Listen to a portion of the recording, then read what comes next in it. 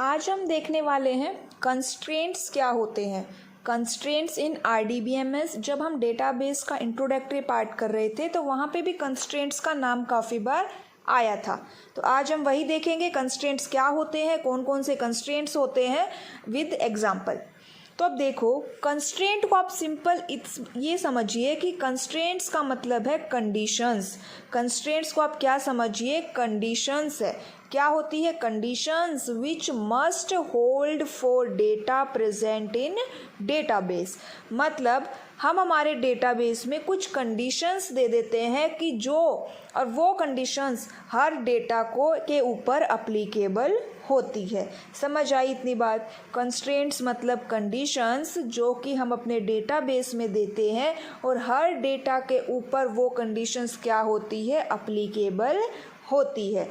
जब भी आप डेटाबेस के अंदर कोई भी ऑपरेशंस परफॉर्म करते हैं तो सबसे पहले ये कंस्ट्रेंट्स, ये कंडीशंस को चेक किया जाता है, वेरीफाई किया जाता है। अगर आपने कंस्ट्रेंट्स को फॉलो किया, आप उसके अंदर आता है आपका ऑपरेशन, तभी आपका ऑपरेशन सक्सेसफुल होगा। अगर कंस्ट्रेंट को वॉयलेट किया जा रहा है, फेल हो रहा है, वो कंडीशन आप नहीं फॉलो कर रहे हैं, तो हमारा ऑपरेशन क्या हो जाएगा? फेल हो जाएगा। टोटल हम 5 कंस्ट्रेंट्स के बारे में समझेंगे। सबसे पहला आता है डोमेन कंस्ट्रेंट। ये जो कंस्ट्रेंट है, डोमेन कंस्ट्रेंट, ये एट्रीब्यूट्स के ऊपर अप्लाई होता है।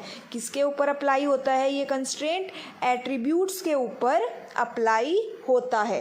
अब लास्ट क्लास में जब हम रिलेशनल मॉडल देख रहे थे तो वहाँ पे भी हमने डोमेन के बारे में समझा था कि डोमेन क्या होते हैं, डेटा टाइप होते हैं, ये क्या करते हैं? एक रेंज डिफाइन कर देते हैं। अब यहाँ पे देखिए, हम वो रेंज कैसे डिफाइन करते हैं? डोमेन कंस्ट्रेंट की हेल्प से। अगर आप किसी एट्रीब्यूट पे कोई डोमेन कंस्ट्रेंट को अप्लाई कर रहे हो, मतलब क्या कर रहे हो आप? उसकी कोई रेंज स्पेसिफाई कर रहे हो। क्या कर रहे हैं हम वहाँ पे? किसी एट्रीब्यूट की एक रेंज स्पेसिफाई कर रहे हैं। एग्जाम्पल से समझिए कि ये जो मेरी टेबल है, रोल नंबर, नेम, एज, उसमें मैंने एज के ऊपर डोमेन कंस्ट्रेंट अप्लाई किया।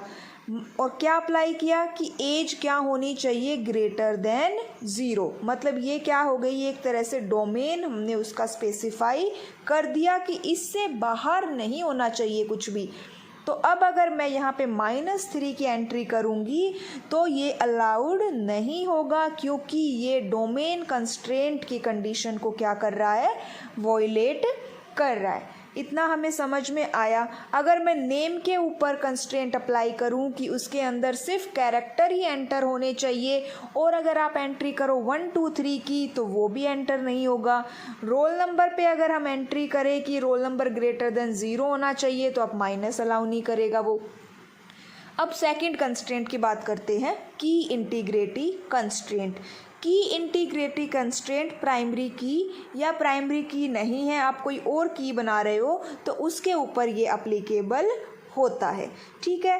की इंटीग्रिटी कंस्ट्रेंट के अंदर क्या होता है? समझिए कि मेरी टेबल है, मुझे उसमें से डेटा फैच करना है, यूनिकली डेटा फैच करना है, तो उसके अंदर कोई एक ऐसा एट्रीब्यूट होना चाहिए जिसकी हेल्प से मैं अपनी टेबल का कोई भी डेटा फाइंड आउट कर सकूं। वो क्या होती है?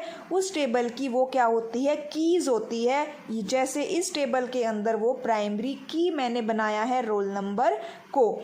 हम आगे आने वाली क्लासेस में देखेंगे कीज़ कितने टाइप की होती है। यहाँ पे समझिए कि मैंने प्राइमरी की को रोल नंबर बनाया है। अब क्या रोल नंबर सभी बच्चे का क्या होता है? यूनिक होता है। किसी 2 बच्चों का सेम रोल नंबर तो नहीं होता।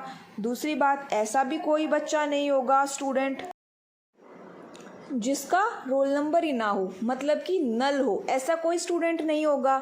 तो इसका क्या मतलब हुआ कि जो हमारी की इंटीग्रिटी है, की इंटीग्रिटी कंस्ट्रेंट है, वो 2 प्रॉपर्टीज़ को फॉलो करनी चाहिए। कौन कौन सी प्रॉपर्टीज़?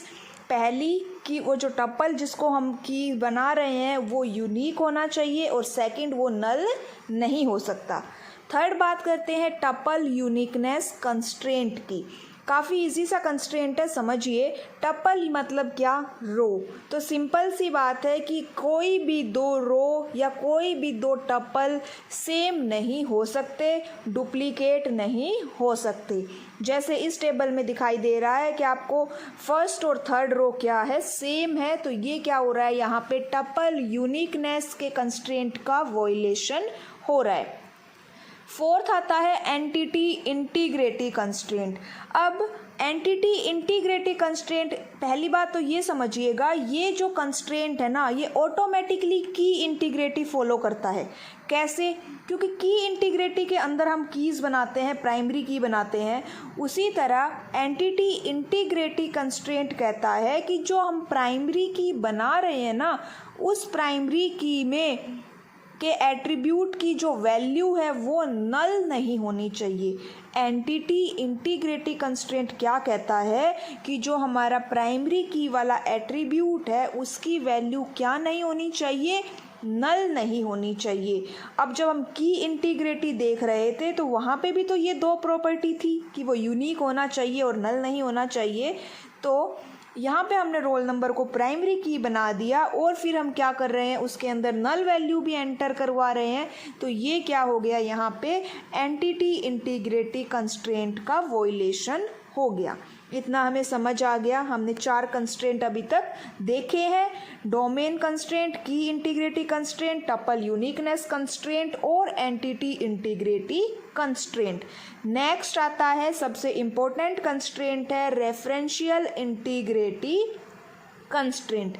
ध्यान से समझिएगा, इसको हम समझते हैं हम एग्जाम्पल के through.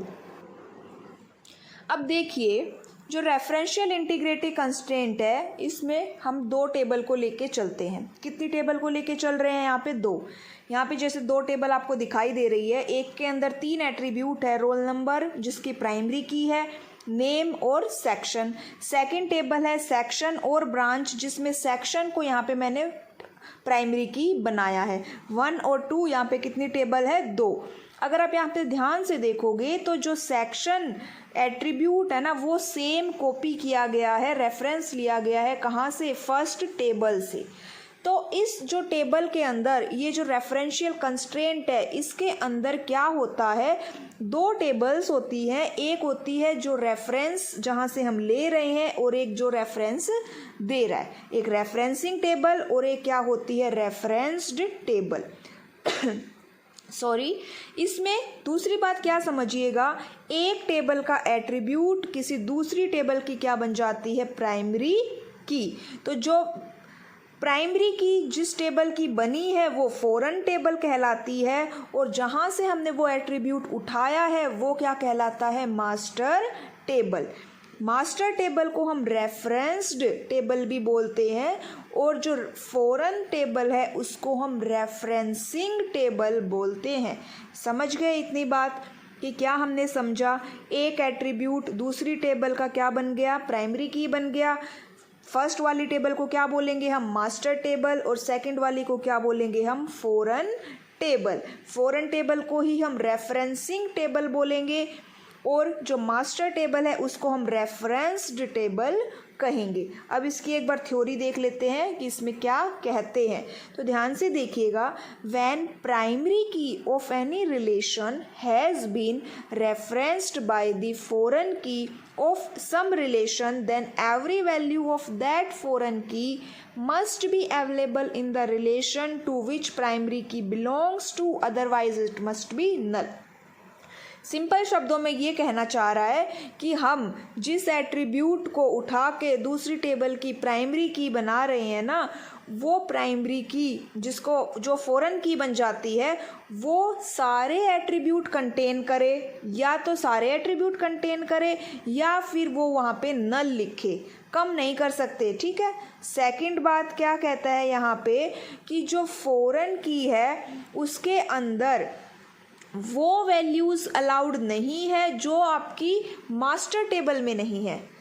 Third point, the relation which referencing the other relation, उसको क्या बोलते हैं, रेफरेंसिंग रिलेशन, और फॉरेन टेबल बोल देते हैं, और उसके एट्रीब्यूट्स को रेफरेंसिंग एट्रीब्यूट्स कहते हैं। और the relation which has been referenced, जिसको रेफरेंस्ड लिया गया है, उसको मास्टर टेबल प्राइमरी टेबल बोल देते हैं, एट्रीब्यूट को रेफरेंस्ड एट्रीब्यूट कहते हैं। अब एक बात ध्यान से समझिएगा, जो हमारी फॉरेन टेबल है उसके अंदर आप कोई भी रिकॉर्ड इंसर्ट नहीं कर सकते अगर वो रिकॉर्ड जो हमारी मास्टर टेबल है उसके अंदर नहीं है। सेकंड बात, आप अपनी मास्टर टेबल से कोई भी ऐसा रिकॉर्ड अपडेट या डिलीट नहीं कर सकते जो फॉरेन टेबल के अंदर प्रेजेंट है। क्यों? क्योंकि जो मास्टर टेबल है और फॉरेन टेबल है वो एक दूसरे के कंपैटिबल होने चाहिए। वो जो एट्रीब्यूट्स कहाँ से उठाया गया है ना, उनकी वैल्यू दोनों जगह सेम होनी चाहिए। तो ये था हमारा टॉपिक रेफरेंशियल इंटीग्रिटी कंस्ट्रेंट का। ठीक है, इतना आपको समझ में आया होगा।